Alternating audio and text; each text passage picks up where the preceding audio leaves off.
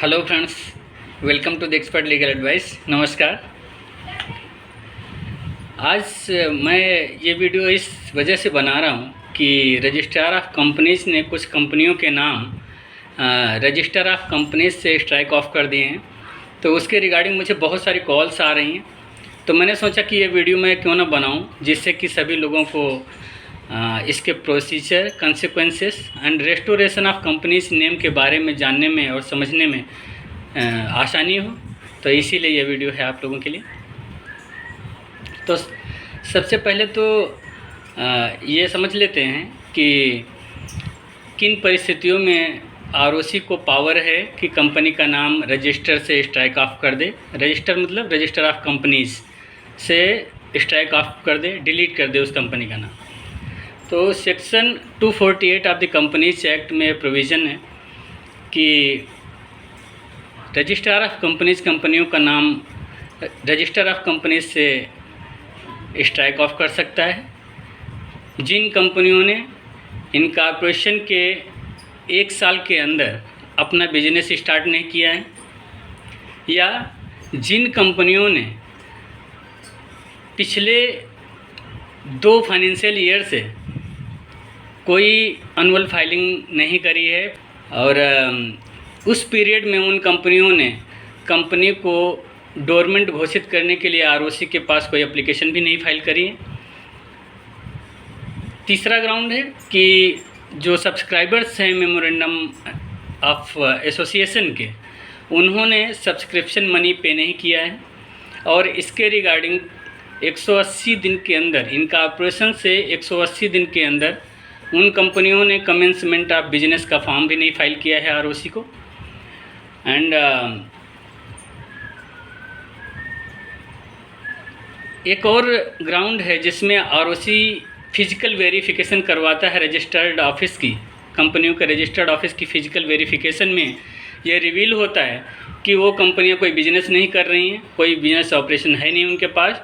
तो उस स्थिति में आरओसी ऐसी कंपनियों को आइडेंटिफाई करता है, एक लिस्ट बनाता है और उन कंपनियों को, उनके डायरेक्टर्स को एक नोटिस भेजता है और पब्लिक नोटिस भी ऑफिशियल गजट में निकालता है कि आप रीज़न बताएं क्यों ना आपकी कंपनी का नाम रजिस्टर ऑफ कंपनी से स्ट्राइक ऑफ कर दिया जाए, डिलीट कर दिया जाए। उसके बाद आरओसी फिर से एक पब्लिकेशन करता है ऑफिशियल गजट में। जिन कंपनियों से कोई रिप्रेजेंटेशन या ऑब्जेक्शन नहीं आता है उनको फिर से एक अवसर देता है और फॉर्म नंबर STK 5 में फिर से ऑफिशियल गजट में पब्लिकेशन करता है कि आपके पास 30 दिन का टाइम है। अगर आपको लगता है कि आप बिजनेस ऑपरेशन कर रहे हो या आप कंपनी को ऑपरेटिव रखना चाहते हो तो 30 दिन के अंदर अपना ऑब्जेक्शन फाइल कीजिए और अपना रिप्रेजेंटेशन रजिस्ट्रार ऑफ कंपनीज के सामने सबमिट कीजिए। और जिन कंपनियों से ऑब्जेक्शंस आ जाते हैं या रिप्रेजेंटेशन फाइल हो जाता है, उनको छोड़ के जिन कंपनियों से कोई जवाब नहीं आता है तो आरओसी ऐसा मान लेता है कि कंपनी को या उनके डायरेक्टर को, शेयर होल्डर को कंपनी चलाने में कोई दिलचस्पी नहीं है, तो वो उन कंपनियों के नाम रजिस्टर ऑफ कंपनीज से स्ट्राइक ऑफ कर देता है और उसके regarding form STK 7 official gazette में पब्लिश कर देता है कि आज के बाद से ये कंपनियां एग्जिस्ट नहीं करती हैं, ये डिजॉल्व हो गई हैं। तो अभी मैं आपको बताऊं कि रिसेंटली दिल्ली की बात करते हैं। अभी हम दिल्ली और हरियाणा की आरओसी दिल्ली और हरियाणा ने फॉर्म STK 1 पहले इशू किया बहुत सारी कंपनियों को और उनको अपॉर्चुनिटी दी कि आप अपना रीज़न दें कि आपकी कंपनी का नाम क्यों ना रजिस्टर ऑफ कंपनी से डिलीट कर दिया जाए, स्ट्राइक ऑफ कर दिया जाए। उसके बाद 31 जनवरी 2022 को फिर से फॉर्म STK 5 10,993 कंपनियों को जो दिल्ली आरओसी में रजिस्टर्ड हैं उनको भेजा कि आपके पास 30 दिन का टाइम है, अपना ऑब्जेक्शन आप दर्ज कराएं या अपना रिप्रेजेंटेशन रजिस्ट्रार ऑफ कंपनीज़ के ऑफिस में सबमिट कराएं, नहीं तो आपकी कंपनी का नाम रजिस्टर ऑफ कंपनी से स्ट्राइक ऑफ कर दिया जाएगा। तो उन 10,993 कंपनियों में से कुछ कंपनियों ने अपने ऑब्जेक्शन फाइल करे, अपने रिप्रेजेंटेशन फाइल करे, और जिन कंपनियों ने कोई ऑब्जेक्शन दर्ज नहीं कराया, अपना रिप्रेजेंटेशन फाइल नहीं किया, ऐसी 10,452 कंपनियाँ रजिस्ट्रार ने आइडेंटिफाई किया और फॉर्म STK 7 20 अप्रैल 2022 को इशू कर दिया, ऑफिशियल गजट में पब्लिश कर दिया पब्लिक नोटिस के लिए कि आज के बाद से ये कंपनियां एग्जिस्ट नहीं करती, ये डिजॉल्व हो चुकी हैं। तो अभी ये समझने की ज़रूरत है कि रजिस्ट्रार ने तो कंपनी का नाम स्ट्राइक ऑफ कर दिया, कंपनी डिजॉल्व हो गई उनके रिकॉर्ड में, लेकिन अब उसके कंसिक्वेंसेस क्या हैं, उसके इफ़ेक्ट क्या हैं। तो जैसे ही कंपनी का नाम स्ट्राइक ऑफ हो गया रजिस्टर ऑफ कंपनीज से और कंपनी डिजॉल्व हो गई ROC के रिकॉर्ड के हिसाब से, तो सबसे पहली रेस्ट्रिक्शन कि वो कंपनी कोई बिजनेस ऑपरेशन नहीं कर सकती है। दूसरी रेस्ट्रिक्शन कि अगर कंपनी के पास कोई बैंक अकाउंट है, उसमें जो भी फंड हैं वो फ्रीज़ हो जाएंगे, वो आप डेबिट क्रेडिट कुछ भी नहीं कर सकते। तीसरी रेस्ट्रिक्शन है अगर कंपनी के नाम पे कोई असेट्स हैं, प्रॉपर्टीज़ हैं, उनकी सेल परचेज कुछ नहीं हो सकती, ट्रांसफ़र नहीं किए जा सकते। और इतना ही नहीं, इसके अलावा उन कंपनियों में जो भी डायरेक्टर्स हैं उनके डिन नंबर, जो डायरेक्टर आइडेंटिफिकेशन नंबर है, उन डिन नंबर्स को भी आने वाले समय में ROC को पावर है कि वो डीएक्टिवेट कर दे। और जैसे ही डायरेक्टर के डिन डीएक्टिवेट हो जाएंगे तो आप ये जान लीजिए कि वो डायरेक्टर अगर किसी दूसरी कंपनी में डायरेक्टर हैं जो अभी एक्टिव हैं, जो कंप्लायंट हैं, जिन्होंने प्रॉपर ROC की फाइलिंग करी हुई है, वो उनमें भी उन डायरेक्टर के डिन से कोई फाइलिंग नहीं हो पाएगी, उसमें भी रिस्ट्रिक्शन लग जाएगी क्योंकि डिन डीएक्टिवेट हो जाएगा। और इतना ही नहीं, जैसे ही डिन डीएक्टिवेट हो गया तो वो डायरेक्टर किसी नई कंपनी में भी डायरेक्टर नहीं बन पाएगा। तो ये बहुत ध्यान देने वाली बात है, इसको लाइटली ना लें। जिन कंपनियों का नाम स्ट्राइक ऑफ हुआ है उनको प्रॉपर्ली रिस्टोर कराने के लिए प्रोसीजर है, वो फॉलो करें। रिस्टोर करा के अगर आपको बिजनेस ऑपरेशन नहीं करना है तो आप उनको STK 2 फॉर्म फाइल करके आप उसको स्ट्राइक ऑफ करने के लिए खुद अप्लाई करें, सारे कंप्लायंस करने के बाद, जिससे कि आपका कम से कम डिन जो है डीएक्टिवेट नहीं होगा और आप आगे अपने डिन नंबर से किसी भी कंपनी में डायरेक्टर बन सकते हैं और बिजनेस वर्ल्ड में एज ए डायरेक्टर आप रह सकते हैं। क्योंकि डिन जो है वो एक आदमी को एक ही डिन अलॉट होता है और डिन पैन से लिंक होता है। तो ऐसा नहीं हो सकता कि एक डिन डीएक्टिवेट हो गया तो आप नया डिन ले लेंगे, ऐसा भी ऑप्शन नहीं होगा आपके पास।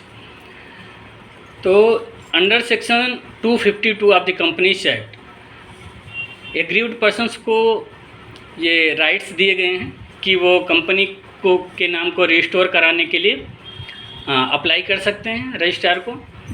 और ये अप्लाई करने का राइट कंपनी को है, कंपनी के डायरेक्टर को है, शेयर होल्डर को है, और ये राइट 3 साल के अंदर कभी भी एक्सरसाइज किया जा सकता है। यहाँ पे हम बात कर रहे हैं जहाँ ROC ने स्ट्राइक ऑफ किया है नाम, तो उसमें 3 साल का टाइम होता है डायरेक्टर्स को, क्रेडिटर्स को, शेयर होल्डर को और कंपनी को कि वो कंपनी के नाम को रिस्टोर कराने के लिए अप्लाई कर सकते हैं, अपील कर सकते हैं ट्राइब्यूनल में।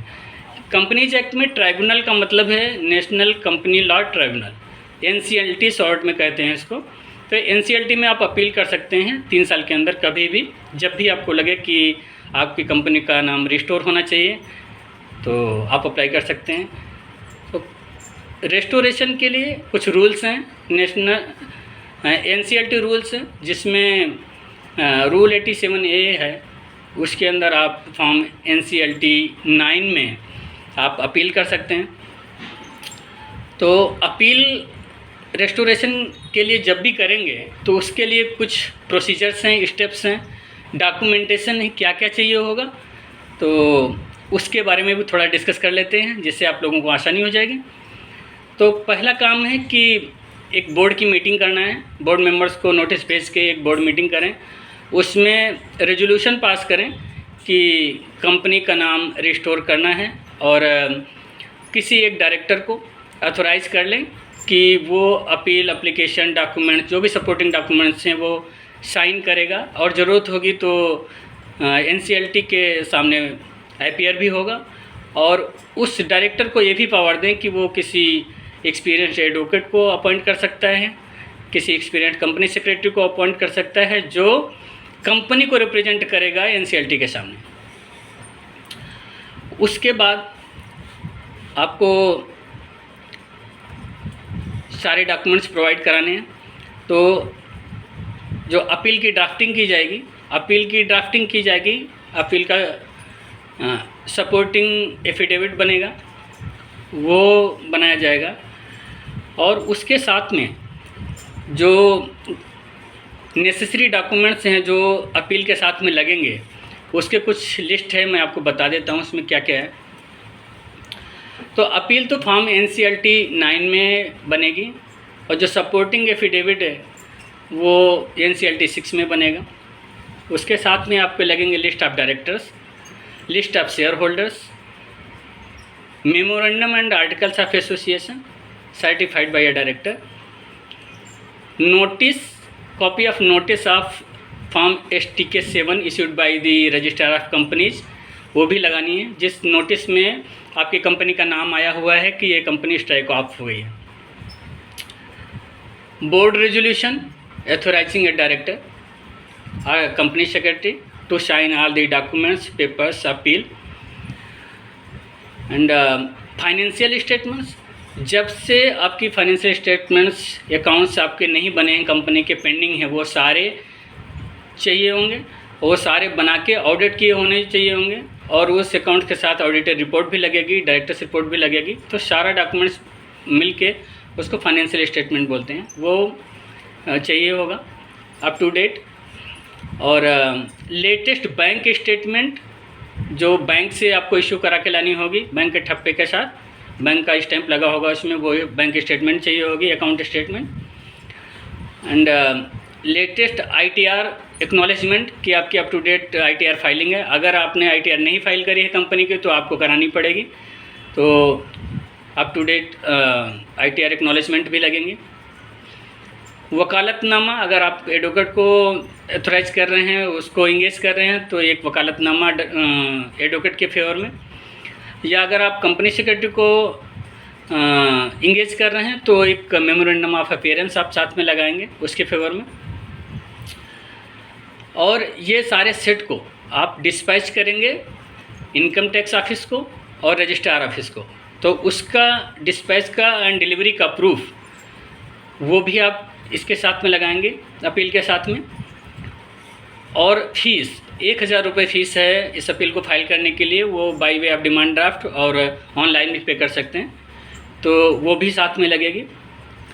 और ये सारा सेट कंप्लीट हो जाएगा जब आप रजिस्ट्रार ऑफ कंपनीज को भेज दिए आपने एक सेट इनकम टैक्स ऑफिस को भेज दिया। उसके बाद ऑनलाइन आप NCLT को फाइल करेंगे, इलेक्ट्रॉनिकली फाइल करना है पूरा कंप्लीट सेट। उसके बाद उस कंप्लीट सेट को 2 सेट, एक ओरिजिनल सेट हो गया और एक photocopy as a true copy, और फाइलिंग एक्नॉलेजमेंट जो आपने NCLT को ऑनलाइन फाइलिंग करी है उसकी एक एक्नॉलेजमेंट आएगी, तो वो भी साथ में लगाएंगे। और ये दोनों सेट आप NCLT में फाइल करेंगे फिजिकली। तो उसके बाद NCLT आपको हियरिंग की डेट दे देगा। उस डेट में आपको IPR होना है, हियरिंग अटेंड करना है, अपने ग्राउंड्स रखने हैं, NCLT को कन्विंस करना है। आपके एडवोकेट कन्विंस करेंगे या कंपनी सेक्रेटरी आपने ऑथराइज़ किया है तो वो कन्विंस करेगा कि अगर कंपनी का नाम रिस्टोर नहीं किया गया तो बहुत सारे लॉसेस हो जाएंगे कंपनी को, जैसे कि कंपनी के नाम पे कुछ प्रॉपर्टी है, कंपनी के बैंक अकाउंट में पैसा पड़ा हुआ है, या कंपनी ऑपरेटिव होना चाहती है, बिजनेस करना चाहती है, या कंपनी के कुछ एग्जिस्टिंग कॉन्ट्रैक्ट हैं जो मटेरियलाइज होने हैं, तो ये सब रीजनेबल ग्राउंड हो सकते हैं आपकी कंपनी को रिस्टोर करने के लिए। तो ये सारे ग्राउंड्स को एनसीएलटी कंसीडर कर सकता है। और आरओसी का रिप्रेजेंटेशन भी वो सुनेगा कि आरओसी अगर कुछ ऑब्जेक्शन रेस करता है कि कंपनी का नाम नहीं रिस्टोर होना चाहिए। जनरली आरओसी ऐसा ऑब्जेक्शन देता नहीं है, क्योंकि आरओसी भी चाहता है कि लोग अगर बिजनेस कंप्लायंट हैं और करना चाहते हैं तो बिजनेस करें, तो उसमें आरओसी को जनरली कोई ऑब्जेक्शन नहीं होता है। तो जब आरओसी का रिप्रेजेंटेशन आ गया, आरओसी की तरफ से भी रिप्लाई आ गया, आपकी भी आर्ग्यूमेंट, आपके भी सारे ग्राउंड्स एनसीएलटी ने सुन लिए, तो जनरली ट्राइब्यूनल जो है एनसीएलटी आपको ऑर्डर पास कर देता है रिस्टोरेशन ऑफ कंपनी ने। अब वो अगर सेटिस्फाई हो गया सारे ग्राउंड से तो जनरली पास कर देता है ऑर्डर कि आपकी कंपनी का नाम रिस्टोर हो जाना चाहिए। और वो ऑर्डर आपको 30 दिन के अंदर आरओसी को ऑनलाइन फाइल करना होता है। तो जैसे ही वो ऑर्डर आप फाइल करेंगे आरओसी को, तो INC 28 फॉर्म है उसमें फ़ाइल होता है। जैसे वो ऑर्डर फाइल होगा तो आरओसी स्क्रूटनाइज करेगा और उसके बाद आरओसी कंपनी को रिस्टोर कर देगा, उसके नाम को रिस्टोर कर देगा और कंपनी के नाम पे एक fresh certificate of incorporation issue कर देगा। उसके बाद जैसे ही वो कंपनी रिस्टोर हो गई, fresh certificate of incorporation issue हो गया, फिर आप क्या करेंगे, वो कॉपीज आप अपने बैंक अकाउंट को भेज दीजिए। और जहाँ जहाँ भी आपका कुछ कंसर्न है, जिनको ये पता चला है कि आपकी कंपनी का नाम स्ट्राइक ऑफ हो गया था, उनको आप इन्फॉर्म कर दीजिए कि आपकी कंपनी का नाम फिर से रिस्टोर हो गया है और आप बिजनेस कर सकते हैं। तो जैसे ही फ्रेश इनकॉर्पोरेशन सर्टिफिकेट इशू होता है तो MCA मास्टर डेटा में आपकी कंपनी का स्टेटस जो अभी स्ट्राइक ऑफ है वो एक्टिव हो जाता है। और उस केस में फिर आप जो है जितने भी आपकी पेंडिंग कंप्लायंसेस हैं, चाहे वो फाइनेंशियल स्टेटमेंट की फाइलिंग हो, एनुअल रिटर्न की फाइलिंग हो, या और भी कोई अगर फाइलिंग पेंडिंग है, वो सारी फाइलिंग आप कंप्लीट करेंगे। लेकिन आपको ध्यान रखना है कि ये सारी फाइलिंग आपको विद डिले पेमेंट करनी होंगी, क्योंकि डिले आपकी तरफ से हुआ था। तो डिले फीस के साथ और उसी के सारी फाइलिंग करने के बाद आप बिजनेस कंप्लायंट बन जाएंगे, आपका कंपनी का नाम रिस्टोर हो जाएगा। तो इस रिगार्डिंग अगर किसी को भी कोई डाउट है, कोई किसी को कुछ कन्फ्यूजन है, तो मुझसे कंसल्ट कर सकता है या मुझे अप्रोच कर सकता है, या ऐसा कोई मैटर उसका एनसीएलटी के बीच जाना है या फंसा हुआ है या कंपनी के रिस्टोर के लिए कुछ हेल्प चाहिए, तो मोस्ट वेलकम, आप लोग मुझे अप्रोच कर सकते हैं। मैं आपकी निश्चित रूप से हर संभव मदद करने की कोशिश करूँगा। Thank you so much, all the best.